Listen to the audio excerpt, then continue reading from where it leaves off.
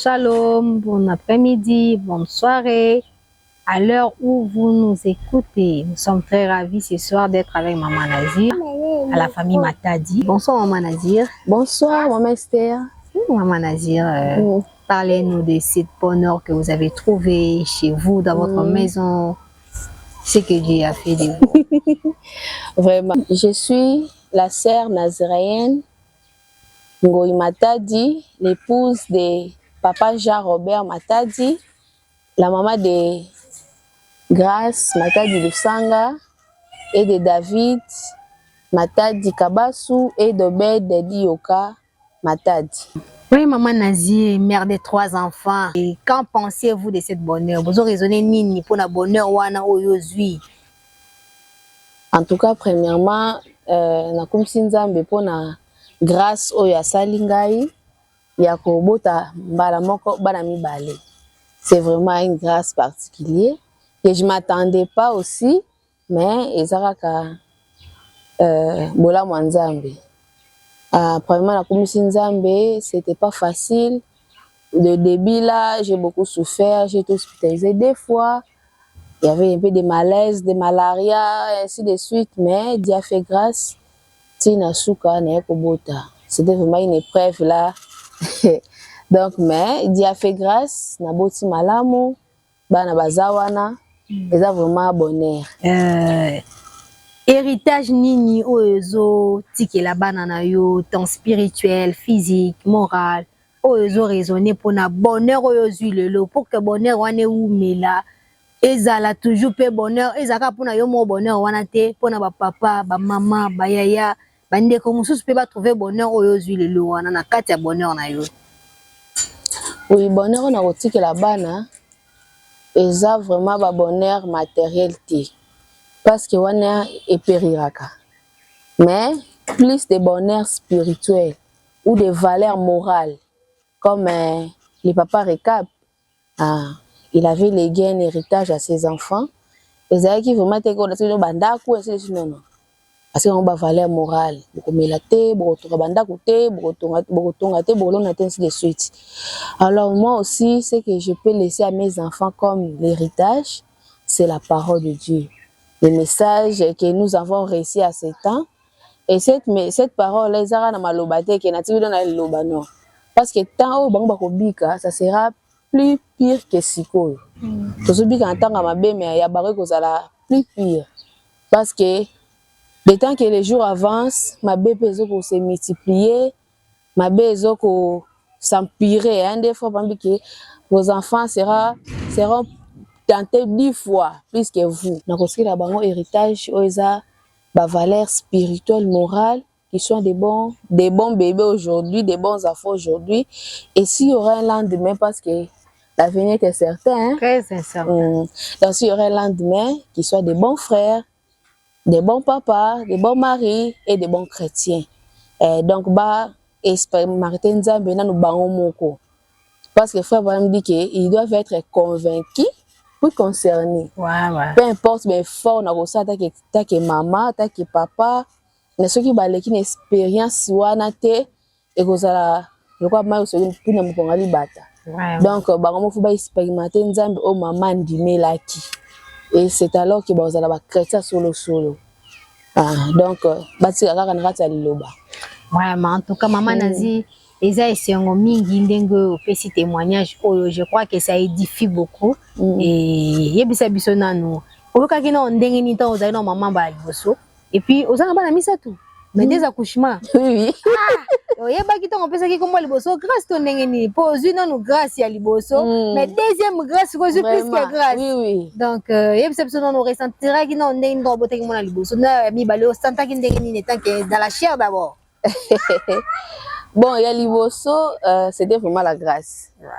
C'était vraiment la grâce. Parce que comme on a grâce, j'avais médité ça depuis avant même la bala. Mais elle n'est pas bala. Petite sœur, il y a papa Jean-Robert. Elle s'est dit C'est une jeune fille qui prie beaucoup, hein. Habite non.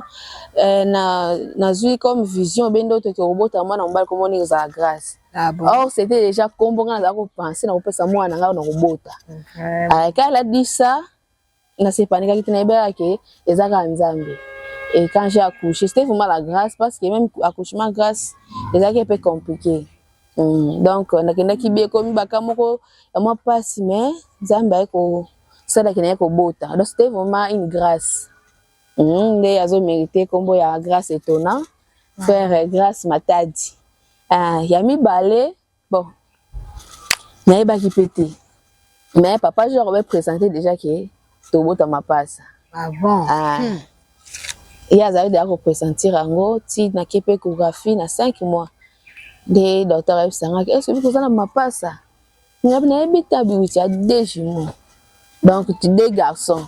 Alors, il y a vraiment c'est un mini pour nanga. Mais et l'opé na zana bana mi baré donc c'est vraiment une grâce. Ouais, moi donc tu as dit à double grâce. Parce que première grâce c'était déjà une grâce. Oui. Et deuxième grâce c'est double grâce. Donc évidemment parce que on entend ça grâce grâce donc bah ça vraiment grâce. Oh baby quand nous entrerons au ciel nous chanterons grâce étonnante. Oh là. Rien que la grâce. En tout cas, merci beaucoup Maman Nazir pour ces témoignages et nous croyons que ces témoignages ça édifie. En tout cas, okoki koyebisa pe bandeko batikali ba oyo bazo attendre to ba oyo baza pe na bana déjà to ba bazo zela pe kozwa bana, qu'est-ce qu'ils peuvent espérer en Dieu? Comment moi témoignage kaya muke na moi conseil okopesa bandeko mususu pe. Bon, bandeko baza kozela bana, d'abord la première chose c'est la patience. Tu vois quand Dieu avait dit à Abraham que na kopesa yo bana na kopesa prospérité, Abraham parfois tu n'as me dire que ça sera pour quel temps, quel jour, ainsi de suite. Après ça qui est bana après 25 ans. Mais Abraham a croire que na kobota. De plus en plus bana za ko poussana, de plus en plus pe azali ko matsa foi na ye. Tinzambe aura ki foi na ye. Donc c'est Dieu qui donne. Nzambe biki donc nzambe lingaka jour na biso za la parfait. Avec ce que vous avez au bal sika aux pour sa bana mais so umeke so botate aux toujours pour sa bana. Donc base à la patient, tous un exemple belé. Dans la fois au bede, mon a passé na biso après des années et des années. Et on a remis père double c'est combien de fois na évité. Donc nous ça fruit à patience. Quand on patiente, ba fruit pèse à malamu. Pour all base déjà na bana ils ont une responsabilité. Kozana bana, ils seront na bana parce que nous allons répondre pour na bana wana. Donc que ce soit na bango spirituellement, physiquement, moralement, tout ça qu'on scolarise bango. Donc ils ont ma responsabilité surtout ko éduquer moi na. Tozomona bana lelo azana muke mais erazokola ba parami bazoko va pour na bana. Ça dit AVC tout ça parce que moi nazala qui des fois pas ça n'est bien éduqué mais comme comme dérouté comme peut ça sous parents pas au là la bonheur comme malheur à famille pour la famille et en wana bible le bi insuit la face et la voix qui doit suivre quand il sera grand à se détourner parce que déjà au chercher fondation solide donc toi tu as fondation pour na bana biso za ilo banzambe toi appliquer ngo za facilité mais toi appliquer ngo nzamba ko finir par honorer biso pour appeler biso bana malamu. OK. Merci beaucoup chers tous. Bino moko boyo ki na matoi na bino témoignage ya mère doublée, la commis mère triplée, donc à vivre ba grâce et belé na vie na ye. Première grâce ya liboso na nzamba sali grâce, a boti pe grâce. Donc ba difficulté zalaki mais nzamba sali ngolu azu bébé na grâce. Ya mi balé susu malgré ba difficulté ayo robota susu de grâce. Donc aboti ba ma passe mbala moko donc c'est double grâce. Yangwana bonheur o ya trouver na libala na ye. Eza esengo makasi komona lipamboli o eleki mapamboli presque belé tokolo ba nyonso te mais presque belé donc tozana esengo makasi et puis oyoki héritage o yazo légué na bana na ye. En tout cas je crois bien ezala souhait na parents nyonso faut toujours kozala na ba souhait pour na bana balobi les paroles s'envolent mais les écrits restent. Moi, je vous dis aujourd'hui, les paroles s'envolent, mais les images aussi restent. Omoni, maloba toroki koloba na mwana boye, mais lobi tongo kozala te mwana oyokani. Ah, papa nanga lobaka, maman nanga lobaka, papa nanga lobaka. Faut toujours penser, parler quelque chose pour vos enfants. Faut toujours penser, léguer l'héritage aux enfants. Je remercie Mingi, Madame Matadi, Merci. en tout cas, et ya grâce. Je remercie notre caméraman Mordoché Obeti. Je remercie l'agence US Media où ils ont un minute soyo. Bote na biso nyonso ba bazana kati ya agence Madame Esther, notre PDG Joël Kenda, Masek, Maman Monique et notre très cher caméraman, notre frère Salvador Sam. Donc nous sommes ravis d'être là avec la famille Matadi. This is my song, praising my Savior all the day.